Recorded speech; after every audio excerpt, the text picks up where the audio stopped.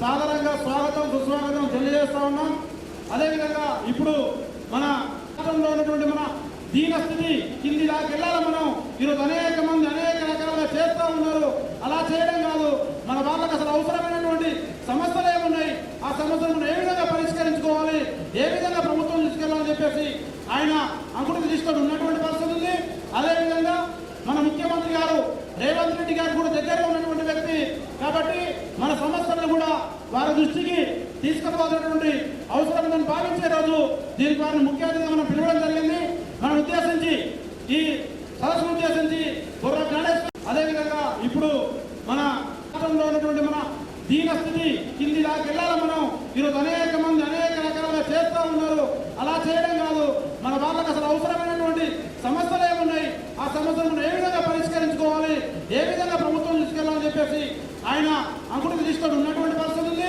అదేవిధంగా మన ముఖ్యమంత్రి గారు రేవంత్ రెడ్డి గారు కూడా దగ్గరగా ఉన్నటువంటి వ్యక్తి కాబట్టి మన సమస్యలను కూడా వారి దృష్టికి తీసుకుపోవాల్సినటువంటి అవసరం ఉందని భావించే రోజు దీనికి వారిని ముఖ్య అతిథిగా మనం పిలవడం జరిగింది.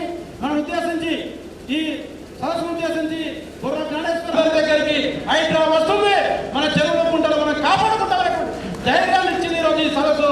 అది మనం గమనించాలని చెప్పేసి తెలియజేస్తా ఉన్నాం మిత్రులారా. అదేవిధంగా ఈరోజు కార్మికులకు ఈరోజు 50 సంవత్సరాలు పెన్షన్ అడుగుతా ఉన్నాం మనం. ఈరోజు అన్న చెప్పింది కాబట్టి దాన్ని కూడా అది తొందరలోనే అన్న ఈరోజు వచ్చేటువంటి గ్రామ పంచాయతీ ఎలక్షన్లు, ఈరోజు జెడ్పీటీసీ ఎంపీటీసీ ఎలక్షన్లు ఉన్నాయి.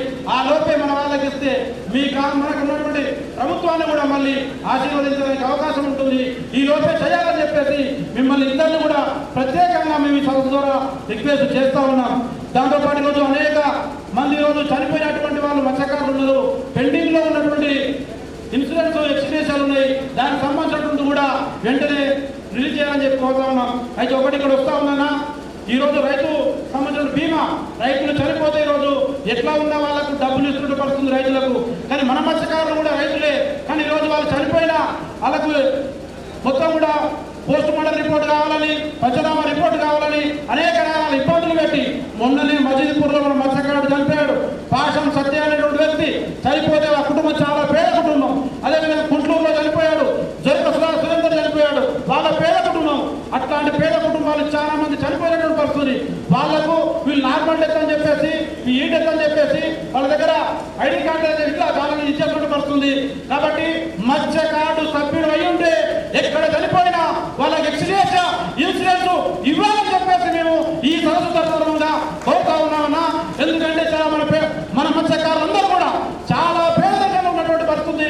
అలాంటి వారిని ఆదుకోవచ్చినటువంటి బాధ్యత పైనటువంటి మన పైన ఉన్నది. కాబట్టి మీకు వినమ్రంగా ఈ సదస్సున ఆ వేడుకుంటా ఉన్నాం. దాన్ని మాట్లాడాల్సిందిగా, అదేవిధంగా దాన్ని పరిష్కరించే విధంగా ఆ ఇన్సూరెన్స్ ని చేయాల్సిందిగా మీకు కోరుతా ఉన్నాం.